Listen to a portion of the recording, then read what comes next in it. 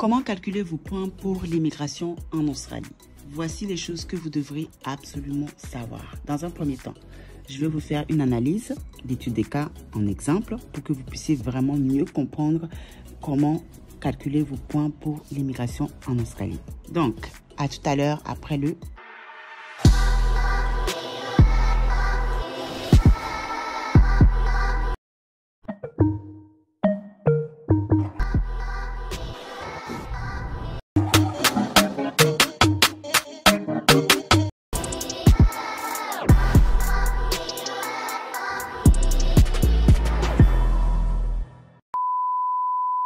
Il faut savoir que le calcul des points pour l'immigration en Australie diffère d'État en État.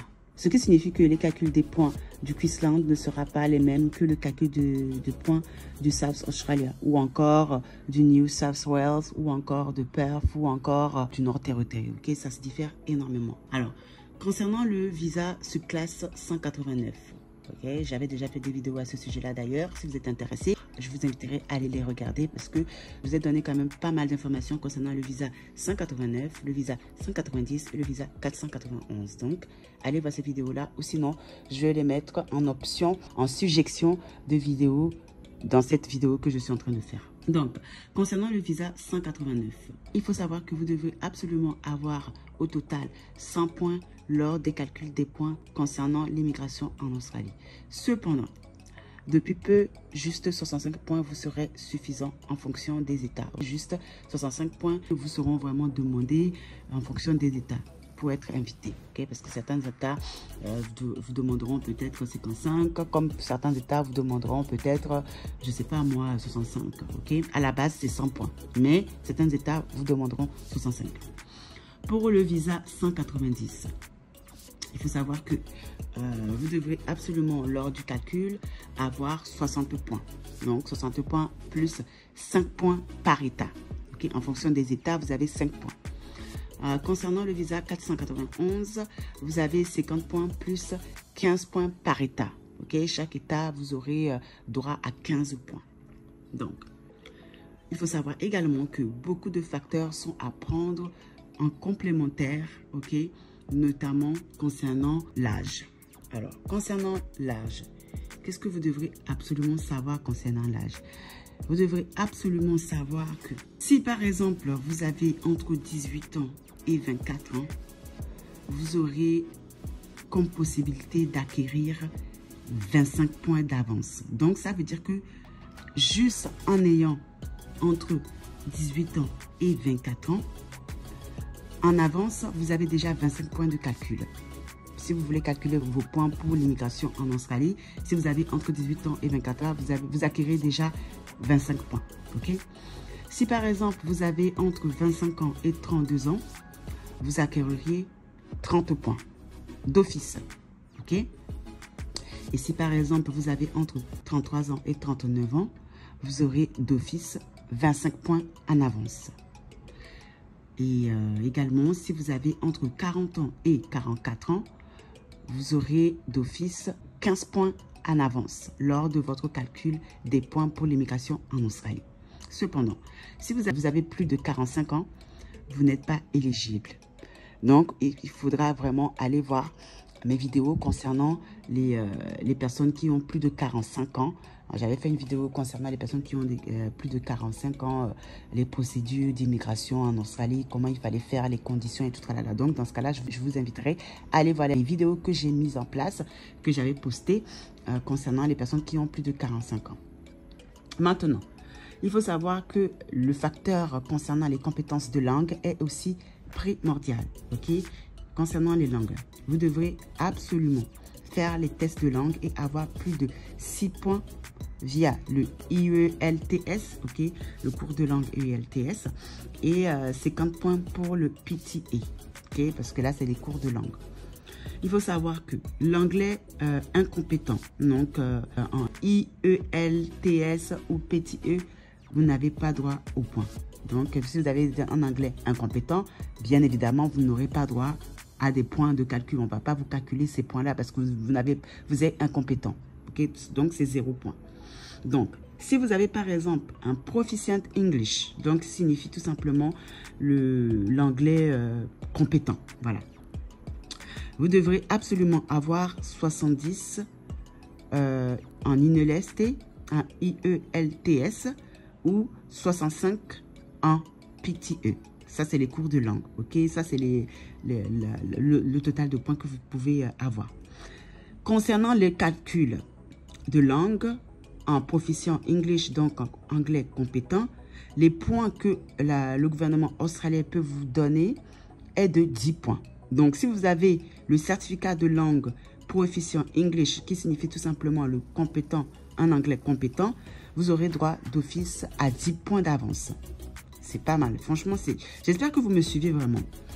Donc, concernant le English Superior English, qui est tout simplement un anglais vraiment très avancé. Hein. Vraiment, là, vous êtes vraiment fluent, vous êtes voire bilingue, quoi.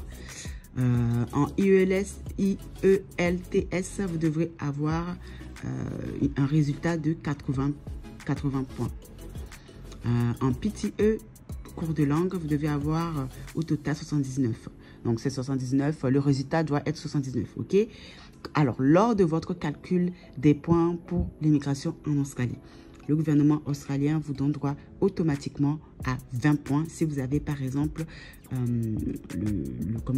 vous avez par exemple le test de langue Superior English, donc anglais avancé. Voilà. Maintenant, parlons de l'expérience et compétences. Ok. Concernant les expériences et compétences, il va falloir avoir de l'expérience en Australie, bien sûr. Ok, il faut vraiment, c'est vraiment très important.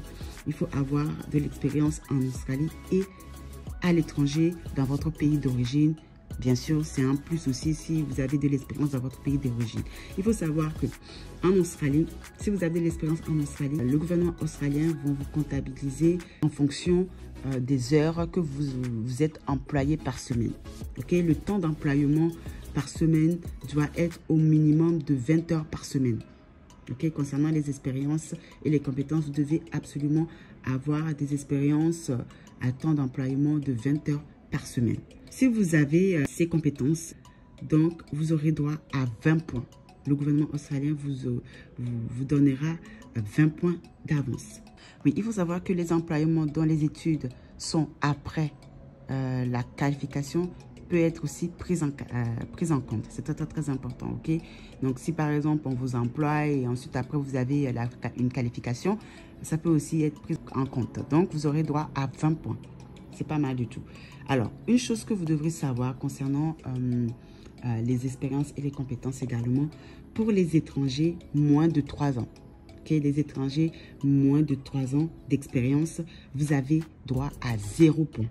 Pour les employés à l'étranger, 3-4 ans, si par exemple vous êtes employé, vous avez été employé à l'étranger pendant 3 ans ou 4 ans, vous aurez droit quand même à 5 points d'office. Okay? Et si par exemple vous avez été employé à l'étranger pendant 5 ans, voire 7 ans, vous aurez droit à 10 points par le gouvernement australien. Si par exemple vous avez été employé à l'étranger entre 8 ans et 10 ans, vous aurez droit à 15 points d'office par le gouvernement australien, qui sera comptabilisé lors de votre calcul des points pour l'immigration en Australie. Très important. Maintenant, concernant les employements en Australie, si par exemple vous êtes employé en Australie de moins de 3 ans, vous avez droit à 0 points. C'est-à-dire que le gouvernement australien ne vous permettra pas d'acquérir des points si vous avez eu un employement moins de 3 ans en Australie. Ok? Donc, il faudra absolument avoir un employement en Australie entre 1 an et 2 ans pour avoir 5 points. Ce qui veut dire que entre 1 an et 2 ans, le gouvernement australien va vous donner en fait la possibilité d'avoir 5 points lors de vos calculs de points pour l'immigration en Australie.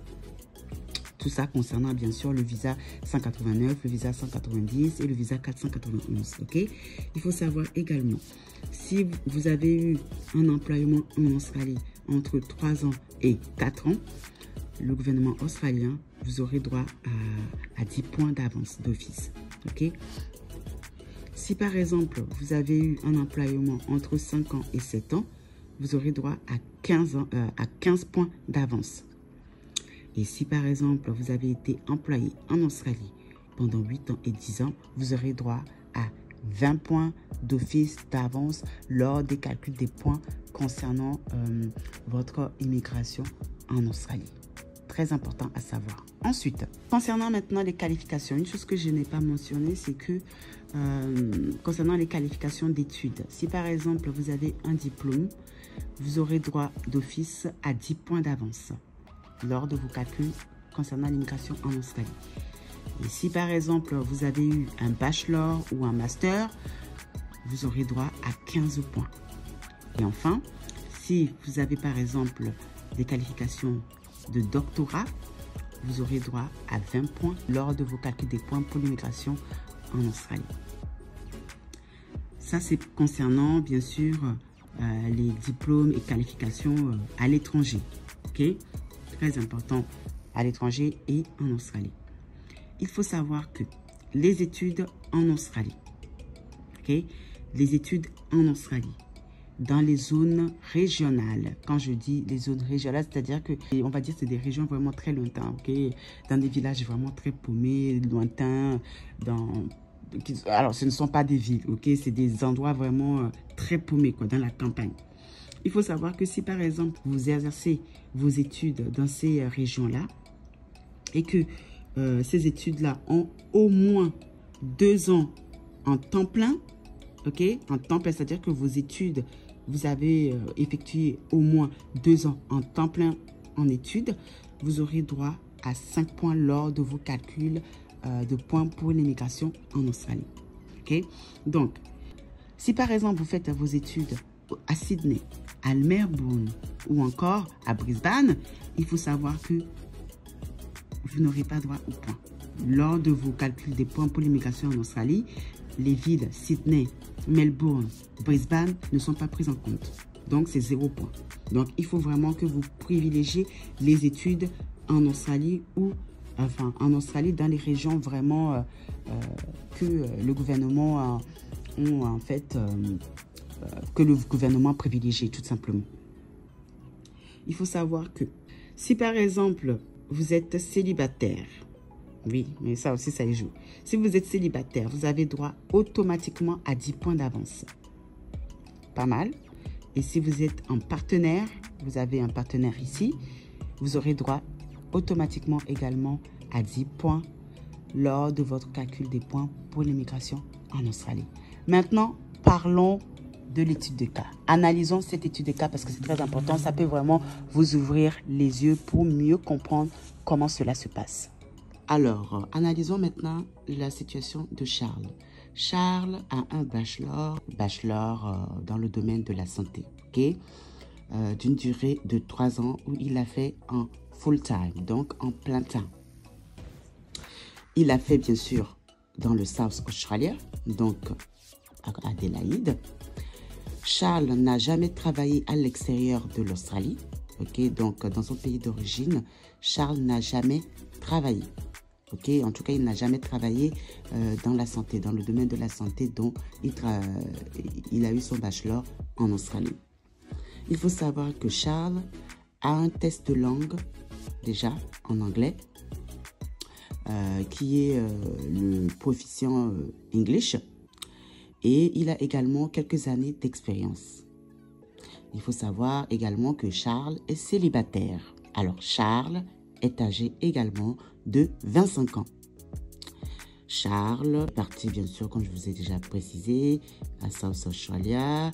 Donc, il a eu des expériences de quelques années. Donc, maintenant, on va calculer combien de points au total Charles va pouvoir acquérir si, par exemple, il veut faire la demande d'immigration pour le visa 190, 189 ou 491.